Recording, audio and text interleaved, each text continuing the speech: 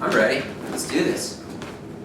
Mike D. Coach, how are you doing? You've been working out, big fella. Trying Jesus. to, right? It's the off season. You look good. That's when you get your bulk up time going. Sweet. Tell me about it. Coach, I appreciate you just taking some time really quick to get in fundraising mode. I know your time's very valuable, your coaching staff's time is very valuable.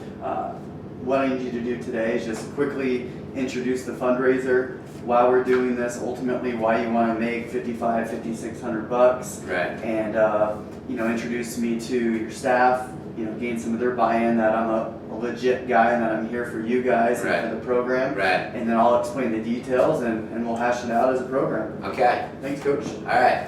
Coach Dallas. Hi. Hey, what's up, buddy? Hey, thanks for being here. I know we got a small staff here. As important as, I'm a better coach, but you're as important to the program as I am. So, Mike is here.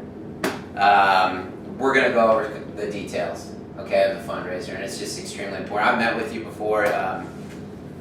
He's the real deal. He's a good guy. I like his personality. I think it matches with mine.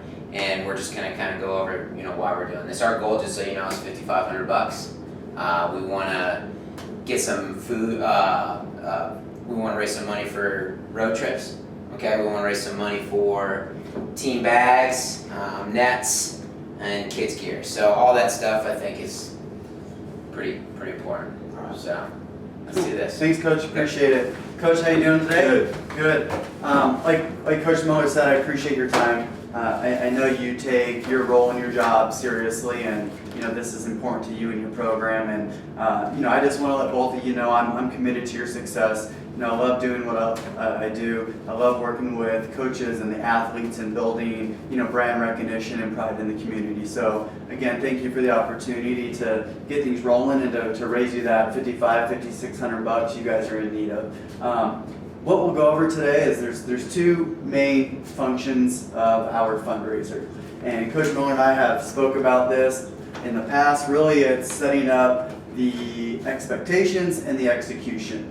And we'll get into each one of those in detail, but we'll start with the expectations. There's three parts to the expectation, and one is being you coaches are going to have to coach the fundraiser like you're out on the field or out on the court or wherever you are, right? We have that coaching spirit. You're going to get involved with the kids. You're going to show passion. That's what I'm going to ask you to do, when we kick off the fundraiser and throughout this week-long process. Because the more passion that you show and the more that you're invested in coaching this fundraiser like you would your program, the better the results you're going to see.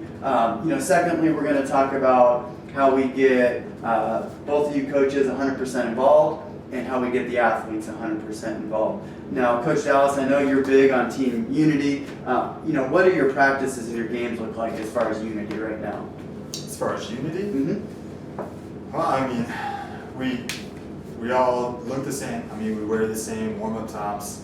We don't just kind of show up hodgepodge with kids wearing warm-up pants and girl wearing a long-sleeve t-shirt that says, spring break 2012 or whatever. So we try to look the part. We're very uniform in the way we look, and other things in terms of unity. I don't know if you can just see it by us on the court. That's a lot of stuff we do outside the court with team building and things like that. But hopefully that has an impact on how we play. Well, cool. I appreciate you sharing that. And that's ultimately the goal for this fundraiser, as we discussed, just getting everybody involved. And that's how we're going to create that 100% participation.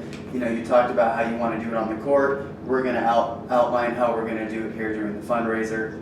And ultimately that comes down to accountability, right? We're going to keep all kids in front of the fundraiser. We're going to keep the coaching staff involved, engaged, have some fun with this.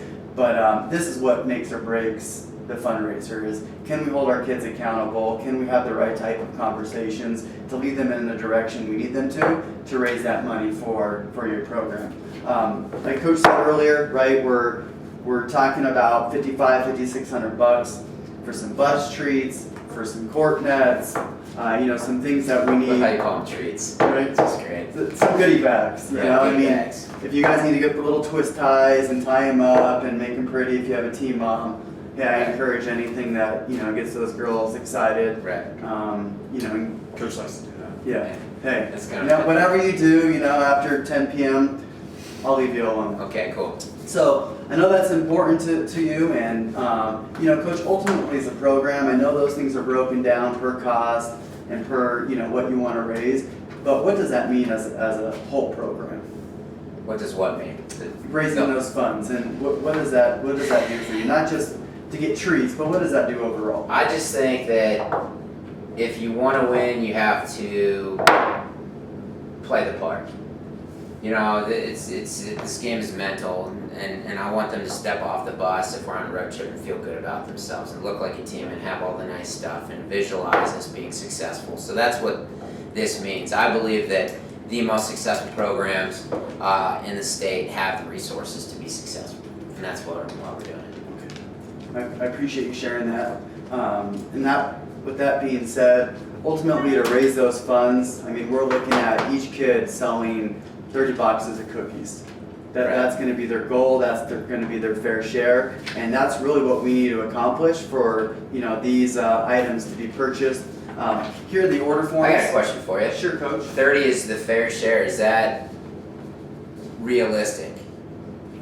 That is absolutely realistic. That goal is a little bit, you know, typically we want to set something a little bit higher than, you know, falling below that benchmark. So if we set it at 20, we don't want to fall behind 15. If we set it at 25, so, you know, if we